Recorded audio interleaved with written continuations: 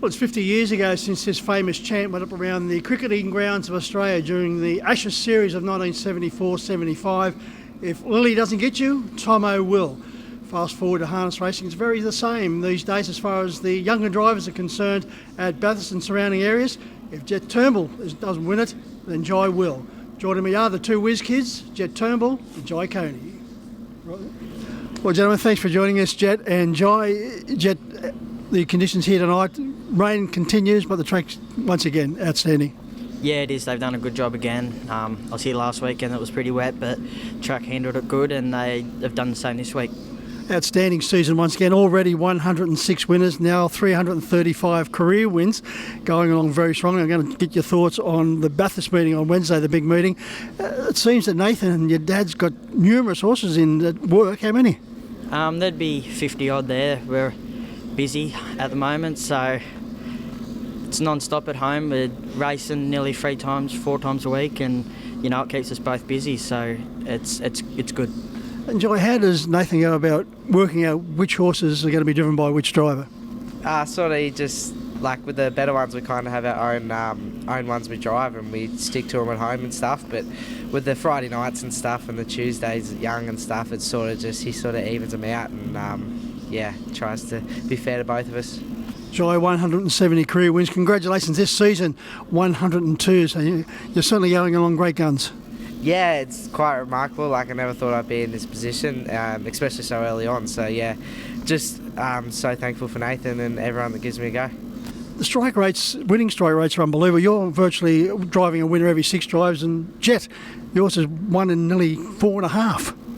Yeah, it's I pinch myself every day to think that it's real life and where I am this far in life, so young as well, and I just can't thank everyone enough, really, and Dad especially.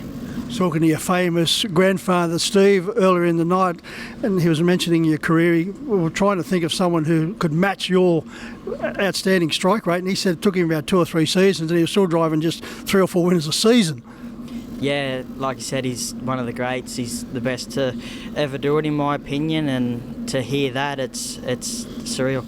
Let's fire into this meeting on Wednesday night, a big meeting, and in the first, Jai, you're driving Duffy Hollow, newcomer to Nathan Stable from Victoria.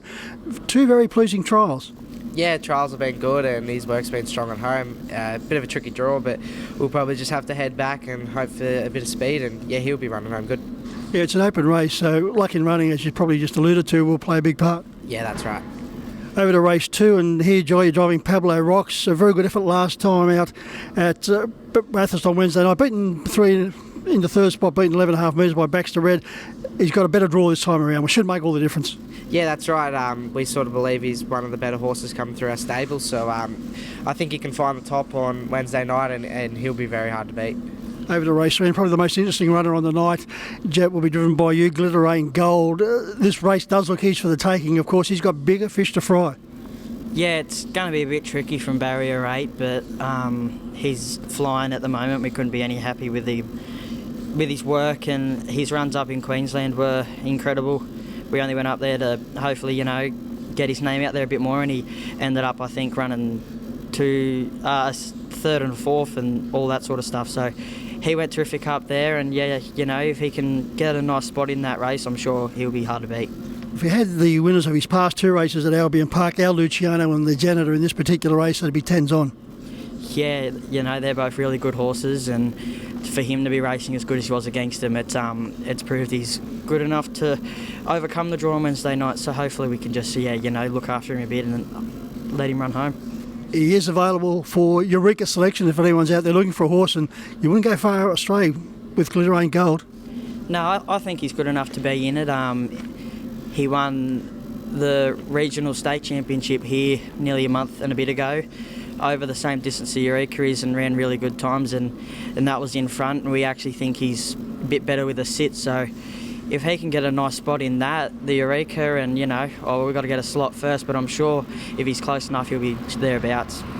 Over to race 4, and Memmel's Reason, Jett, once again beautifully drawn in gate 1, a Parks winner but unplaced at his past 4. Yeah, it'll be a bit tricky at Bathurst. She's probably a bit on the underside of them sort of races at Bathurst, but she's been working good at home, and you know, if she can get the right draw, I'm sure she'll be all right. In the fifth event, you're driving Teddy Fields, good once again for Nathan. Tricky draw, but his form's very good. Yeah, he's racing well. He was a bit unlucky last start. He didn't really get out, but he got out late and he ran home really good. So if he can, you know, get out, get a bit of fresh air, he'll be thereabouts. Sure, you're driving Flip Top Bottle Shop in the same race for Nathan. Disappointing past two.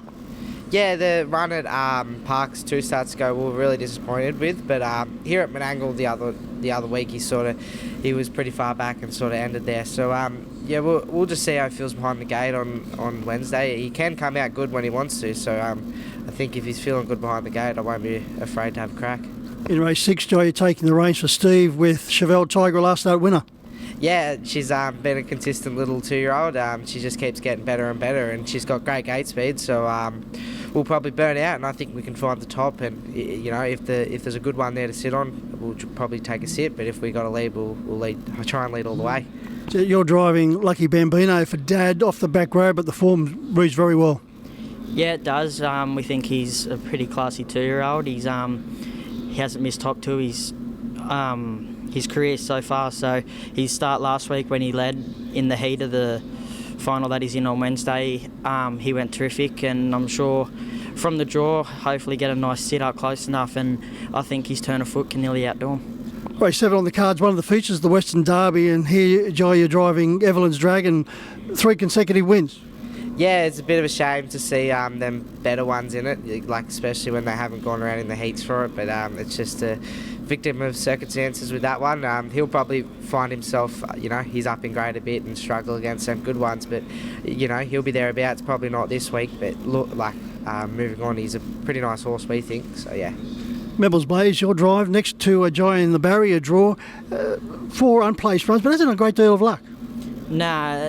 He'll be definitely up against it on Wednesday night. I'm sure he'll do his best work, but like Jai said, there's some pretty classy horses in it, and I think he might just be a bit below them ones.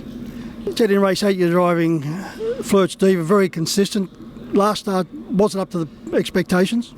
Nah, she ended up chaired up, and Jason Grimson bring one out at home to Bathurst, and it went, I think, 54, and she ended up chaired up to it, and she stuck on really well. We were actually really happy with her, and she was going really good before that as well. So I think if she can get a nice spot in it, she'll definitely be as good as she's been.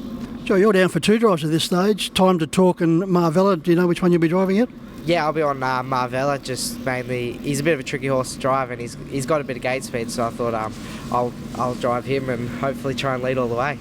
Well, Time to Talk, a very good second to guarantee the race Jett just mentioned. Yeah, it was a hard choice, but she did go really good on Wednesday, and you know, she's sitting on me. She probably goes close to beating me too. So it's just it'll be a game of tactics there. Over the last year of driving Vinnie's Gow for Josh Turnbull, awkward draw on the inside of the back row, but form is ultra consistent and entitled to a win surely. Yeah, she's been going good. She's a bit of a laid back girl, so hopefully, you know, in on the fence and locked up, she might, you know, switch on a bit. And I have driven her before, and she did show a bit of speed off her helmet. So we'll just have to see how that one goes and try and get her out some air. What's your best, Joy? Pablo Rocks. What about you, Jett? Glitter ain't gold. And then on to the Eureka, hopefully. Touch wood. Thanks for joining us, gentlemen, and continue the great work. Thank you.